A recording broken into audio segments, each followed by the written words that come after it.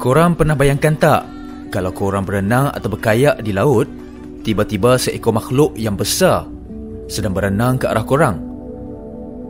Takut kan? Prof Tau gurau je.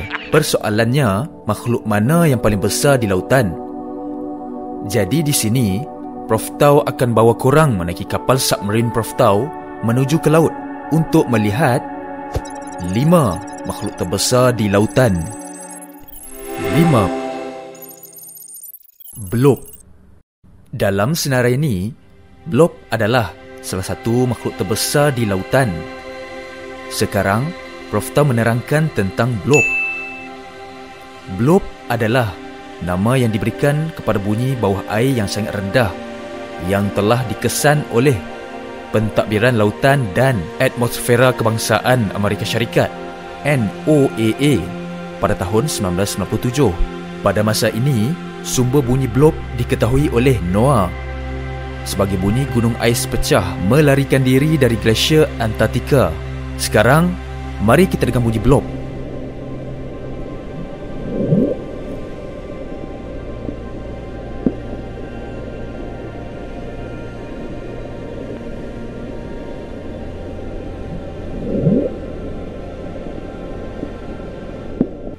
Akibat pemanasan global, semakin banyak gempa bumi ais yang berlaku setiap tahun memecahkan glasier dan akhirnya mencair ke lautan.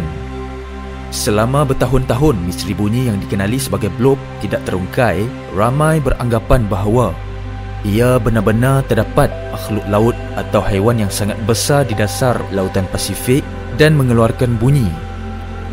Namun, seperti yang dipetik dari Wired, akhirnya misteri blob terbongkar. Menurut beberapa penyelidik, termasuk Robert Ziak, ahli seismologi, blob adalah bunyi yang dihasilkan oleh pecahan kepingan ais di dasar lautan. Ziak juga menjelaskan mengapa dia berani membuat kesimpulan bahawa blob bukanlah bunyi raksasa laut, tapi sekadar aktiviti ais yang pecah, kerana kekerapan dan tempoh bunyi itu mempunyai ciri-ciri yang sama dengan isyarat ais pecah yang telah direkodkan di Antartika sebelum ni. Bunyi itu adalah aktiviti semula jadi dari alam apabila gunung atau gugusan ais terbelah.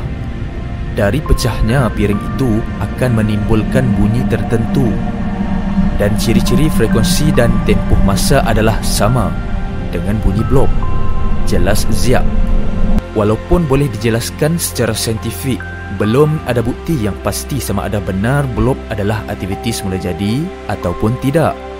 Seperti yang diketahui, sehingga kini laut merupakan tempat paling misteri di muka bumi kerana belum diterokai sepenuhnya. Korang boleh like dan subscribe channel Prof Tau untuk dapatkan lagi info-info pelik dan menarik yang korang belum tahu lagi. Yang keempat, jerung paus.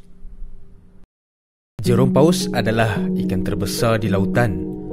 Jerung paus boleh membesar sehingga lebih 12 meter panjang dan berat lebih 20 tan. Sesetengah individu boleh mencapai saiz yang lebih besar.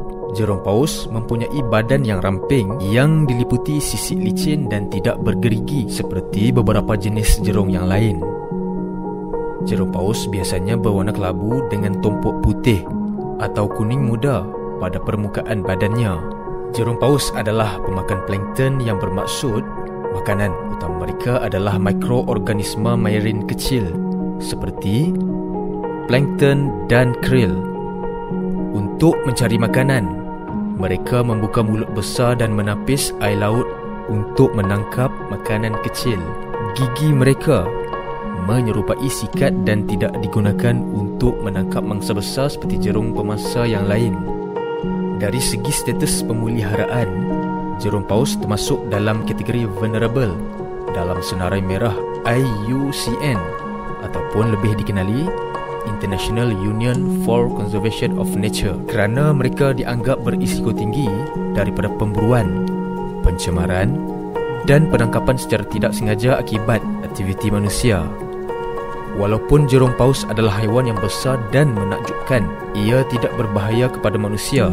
Kehadiran jerung paus di perairan terbuka adalah penting untuk mengekalkan keseimbangan ekosistem marine dan merupakan objek kajian bagi penyelidik yang ingin lebih memahami dan melindungi spesies terancam ni. Yang ketiga, paus sperma. Kalau tadi kita dah tahu tentang jerung paus, sekarang jom ketahui apa ciri-ciri paus sperma pula. Paus sperma merupakan salah satu makhluk yang paling menarik di lautan kerana ia merupakan paus bergigi yang terbesar. Tambahan pula, paus sperma jantan biasanya lebih besar daripada yang betina. Pada masa kini, perburuan paus sperma telah dilarang secara global.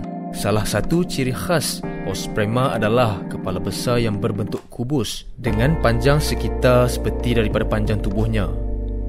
Kepala paus ini mengandungi organ khusus yang menghasilkan minyak berharga dan dikenali sebagai spermaketi. Selain itu, paus sperma juga mempunyai rahang bawah yang panjang dan sempit yang diisi dengan gigi-gigi running yang biasanya berjumlah sekitar 20 ke 26 pasang. Gigi-gigi ini digunakan untuk memakan makanan mereka seperti sotong dan ikan. Paus sperma biasanya hidup dalam kelompok-kelompok kecil, biasanya terdiri daripada betina dan anak-anak mereka. Paus sperma dikenali kerana kemampuan mereka menyelam dalam jarak yang sangat dalam.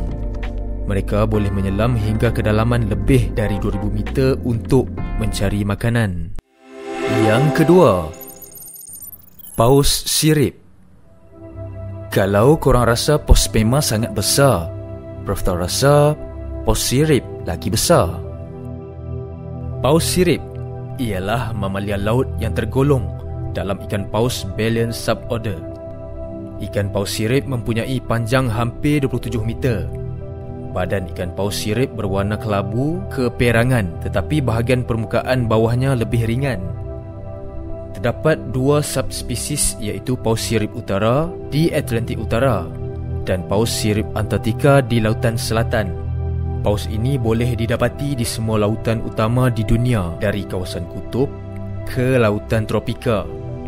Ikan paus ini tidak boleh ditemui di perairan berais seperti kutub utara dan juga kutub selatan.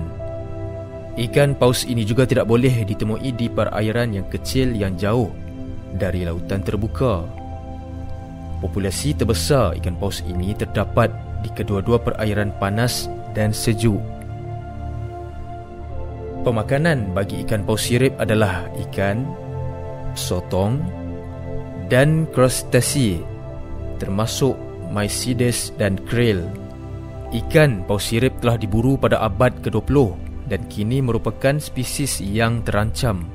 Suruhanjaya Paus Antarabangsa IWC mengeluarkan larangan paus, tetapi Iceland dan Jepun bagaimanapun menyatakan hasrat untuk pergi memburu. Beberapa masalah yang agak mengganggu pemulihan populasi spesies ini termasuklah kematian yang disebabkan oleh pelanggaran dengan kapal dan pencemaran bunyi oleh manusia. Ikan paus sirip juga mengeluarkan pelbagai bunyi dalam bentuk lagu ataupun panggilan. Bunyi ini memainkan peranan penting dalam komunikasi dan mungkin dalam pencarian makanan. Yang pertama, paus biru.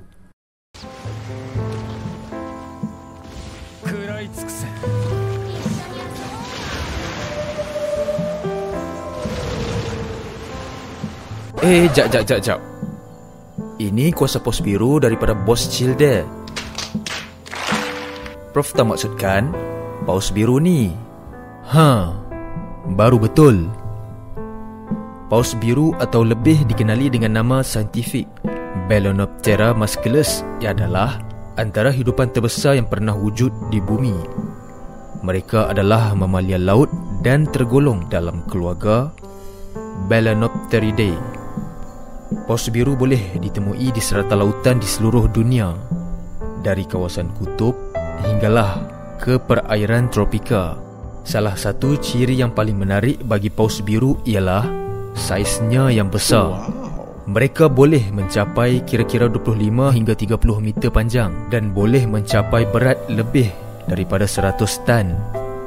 Lidahnya saja seberat gajah dewasa dan jantungnya sebesar kereta kecil. Paus biru mempunyai badan biru kelabu dengan tumpuk gelap di belakangnya. Makanan utama paus biru ialah krill, iaitu krustasi kecil yang hidup dalam jumlah besar di perairan lautan. Paus biru menggunakan teknik pemakanan yang dipanggil makanan ternakan untuk menangkap krill. Mereka menapis air laut melalui sisik halus di mulut mereka dan memerangkap krill di sana. Selepas menapis air, mereka menelan krill yang tinggal. Paus biru boleh memakan beribu-ribu tan krill sehari. Populasi ikan paus biru mengalami penurunan yang ketara akibat pemburuan pada abad ke-20. Oleh sebab itu, paus biru termasuk dalam senarai spesies yang dilindungi dan pelbagai usaha pemeliharaan telah dibuat untuk melindungi spesies mereka daripada ancaman seperti pencemaran, pelanggaran kapal dan perubahan iklim. Kalau korang ada cadangan untuk video yang akan datang, korang boleh sertakan komen di bawah. Kita jumpa lagi untuk video yang akan datang. Bye-bye.